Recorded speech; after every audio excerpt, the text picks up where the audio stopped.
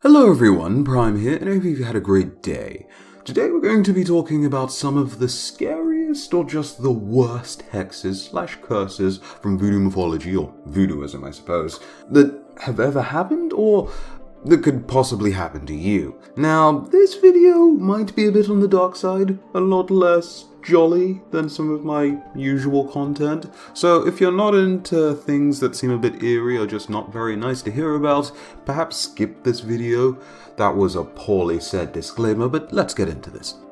The generational curse. Have you ever wanted a hex that really had nothing to do with your life choices or adventures, but would prevent you from advancing in a certain area or achieving whatever it is you want to really achieve in life? Well, the generational curse is just the ticket. With one of these bad boys, all the men in your family could suffer from incredible shyness, or the women trapped in an endless cycle of self-loathing or failure. With a black skull candle and some herbs, you could get rid of the curse yourself if you were also willing to wait a week with it, but I don't advise overdoing it with the counter curses you could pull off as well. One quick thing before we continue with the rest of the curses.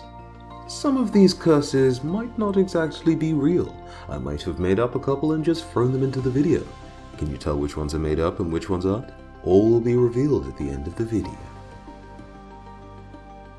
A supposedly rich man was able to secure a fortune for his families for generations to come, so much so that even to this day they can live fairly comfortably. Because of his success, however, every year a demon came to collect a debt from this man, taking something valuable from him, such as a loved one, for instance. Despite this, the man lived a very long life of over 100 years.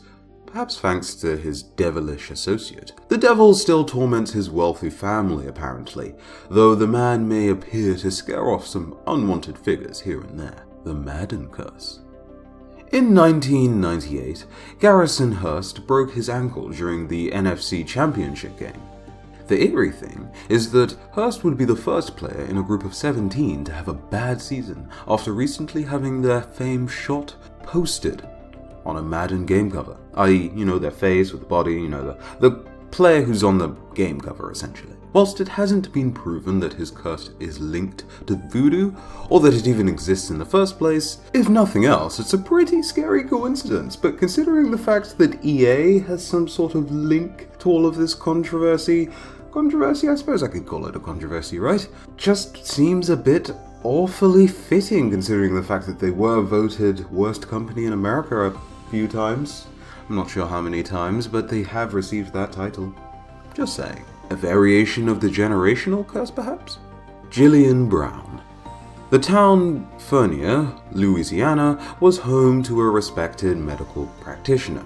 Her fellow townsmen got too familiar and entitled, demanding that Gillian's practices be given to them without them even having to ask. She kept up her work, of course, but to those impatient or just ungrateful, she would shout curses at them and make unsettling predictions about their futures. As you can guess, she wasn't exactly happy, and allegedly placed a curse or hex on the locals, saying that when she died, the town would die with her. This promise was made on September 1915, when the entire town appeared for her funeral, so that they might stave off any bad omens or an ill will. As Gillian's coffin was being sealed, a hurricane tore through the entire village, and only 2 people survived. A few myths about the skeletons of those that died exist today, and over 350 lives were taken that day. Tongue-biting curse.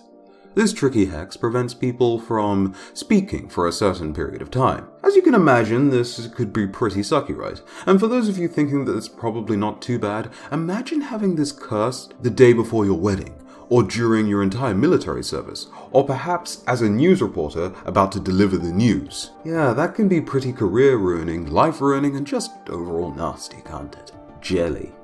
In 1929, Pennsylvania, a baby fell ill and there were no known cures for the child at the time. A mysterious man arrived at their home one day, claiming that he would cure the child of its illness, but the person responsible would die.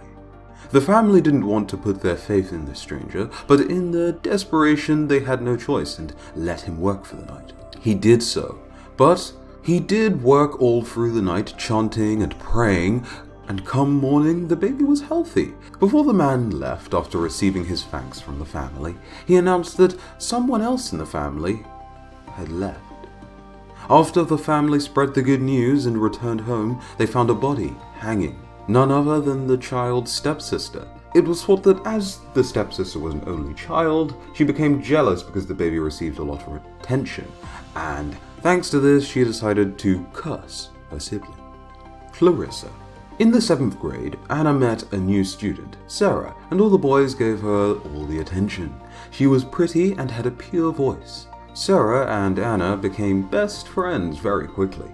Months later, Clarissa joined the school as well. Her English wasn't amazing, but she still managed to steal all the attention of the boys away from all of the other girls. Clarissa became enemy number 1 of the girls, except for Anna, who became her new best friend, and her only friend.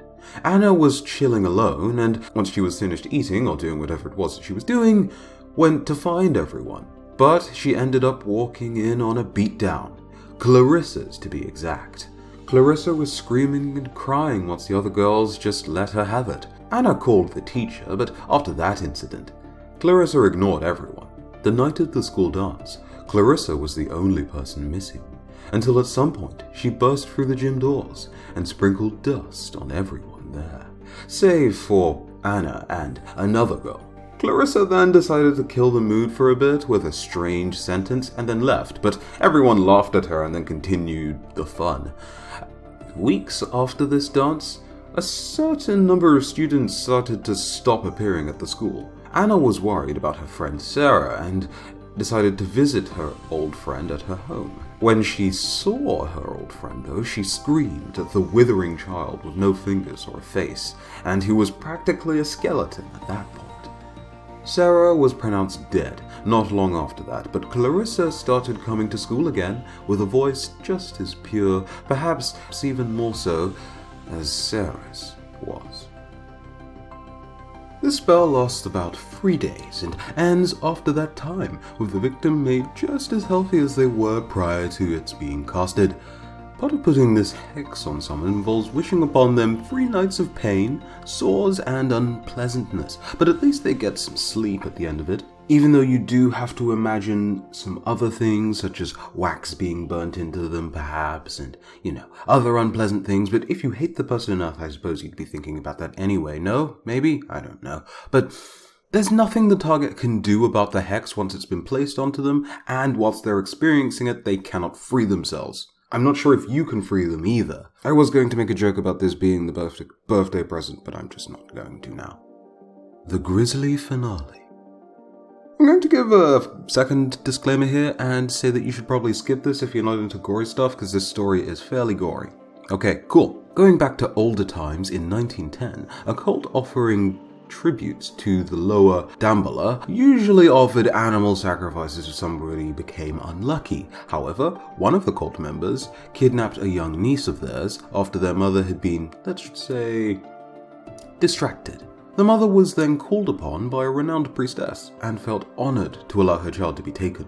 The young girl was laid onto an altar, strangled to death by her uncle, beheaded, had her blood poured into a bowl, and then this blood was shared around for all the villagers to, you know where that's going. Her body was sliced and diced and cooked by younger girls, ready to be preserved. These 2 girls were also sacrificed along with many, many other young people. The original girl that we're talking about that was sacrificed was fairly young. So young that I probably shouldn't mention her age. So, that's that.